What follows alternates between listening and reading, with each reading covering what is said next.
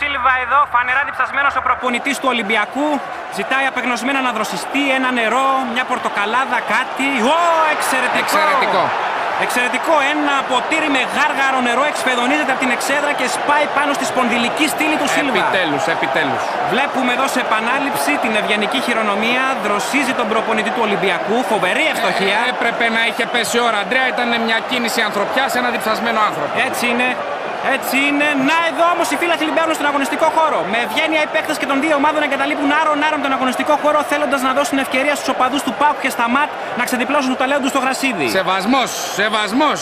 Βλέπουμε εδώ παρατάσσονται οι δύο ομάδες, ακούγεται η κρότου λάμψης, ο αγώνας ξεκινάει. Αυτή είναι η ομορφιά του συγχρόνου ποδοσφαίρου, Αντρέα. Ας νικήσει ο καλύτερος. Η σέντρα με μια ταμπέλα από ένα μπαουκτζή, out και άλλη μια και πάλι out. Πρέπει να προσέξουν καλύτερα τα τελειώματά τους οι οπαδοί του ΠΑΟΚ. Επιμένουν όμως οι οπαδοί του ΠΑΟΚ, βροχή, πέτρες, ένα κολόχαρτο. Μάλλον καπιτονέ είναι, Αντρέα. Μάλλον καπιτονέ. Φωτοβολίδες εκεί, εδώ, μία-δύο φωτοβολίδες, εκπληκτικό θέαμα. Τους έχουν στριμώξει στο μισό γήπεδο. Βροχή, τα δακρυγόνα στην αντεπίθεση, οι μπαλούρδοι τρέχουν προς τη θύρα 4. Βροχή, τα δακρυγόνα και τα χημικά. Άμυνα. Τώρα χρειάζεται καλή άμυνα εκεί. Πυκνός καπνός στη λίγη την αντίπαλη περιοχή. Φοβερό μάτς, συγκλονιστικό. Ένα εξαιρετικό παιχνίδι.